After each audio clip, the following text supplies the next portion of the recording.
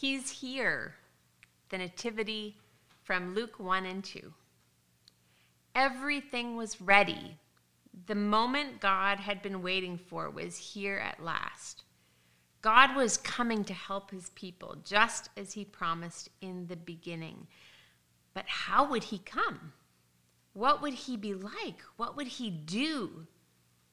Mountains would have bowed down. Seas would have roared. Trees would have clapped their hands. But the earth held its breath. As silent as snow falling, he came in.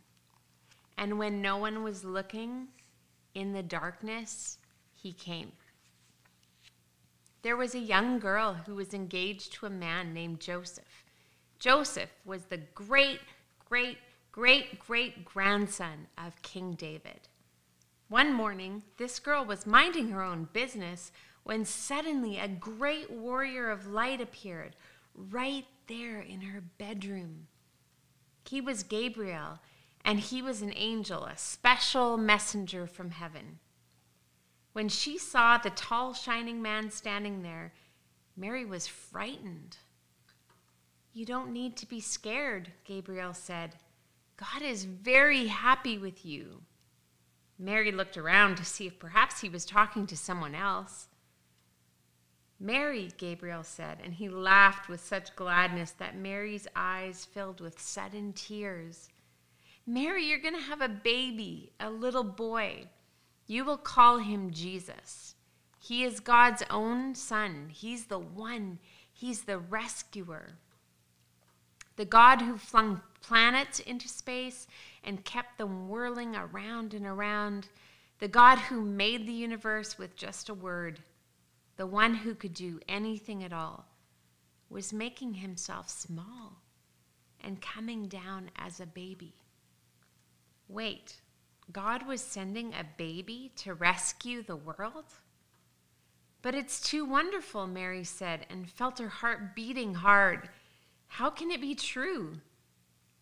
Is anything too wonderful for God? Gabriel asked. So Mary trusted God more than what her eyes could see, and she believed. I am God's servant, she said. Whatever God says, I will do. Sure enough, it was just as the angel had said.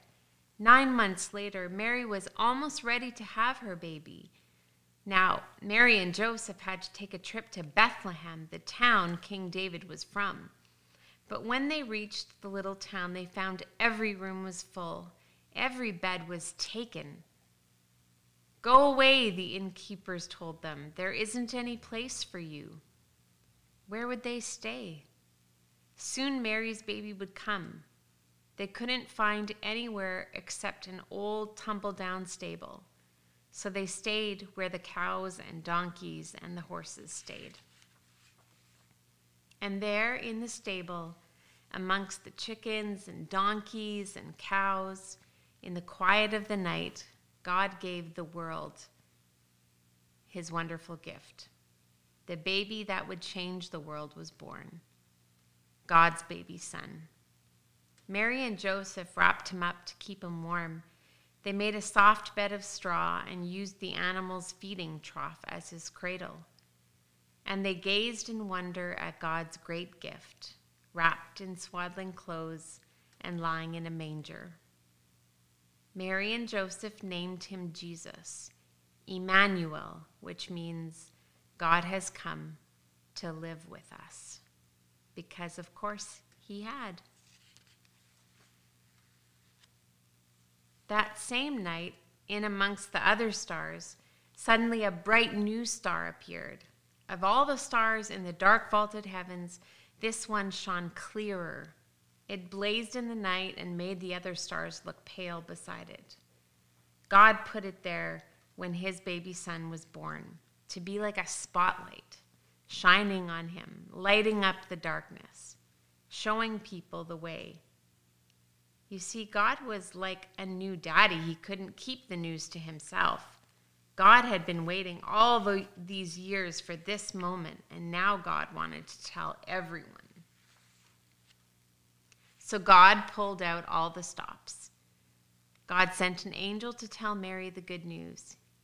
God put a special star in the sky to show where the sun was. And now God was going to send a big choir of angels to sing a song to the world. He's here. He's come. Go and see him, my little boy. Now, where would you send your splendid choir? To a big concert hall, maybe? Or a palace, perhaps? God chose a little hillside outside a little town in the middle of the night.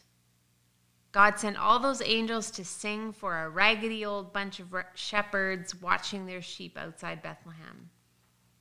In those days, remember, people used to laugh at shepherds and say they were really smelly and call them other rude names, which I can't possibly mention here. You see, people thought shepherds were nobodies, just scruffy old riffraff. But God must have thought shepherds were very important, because they're the ones God chose to tell the good news to first. That night, some shepherds were out in the open fields warming themselves by a campfire when suddenly the sheep darted. They were frightened by something. The olive trees rustled. What was that? A wing beat? They turned around. Standing in front of them was a huge warrior of light blazing in the darkness.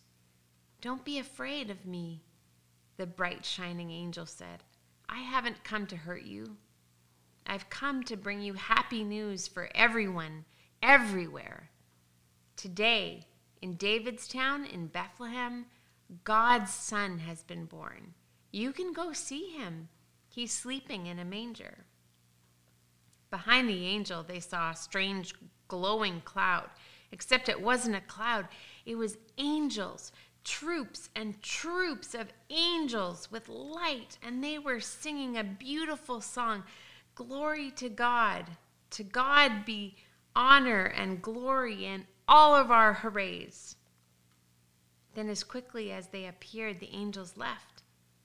The shepherds stamped out their fire. They left their sheep and raced down the grassy hill, through the gates of Bethlehem, down the narrow cobble streets, through a courtyard, down some steps, past an inn, round a corner, through a hedge, until at last they reached a tumble-down stable. They caught their breath. Then quietly they tiptoed inside. They knelt on the dirt floor. They had heard about this promised child, and now he was here. Heaven's son, the maker of the stars, a baby sleeping in his mother's arms.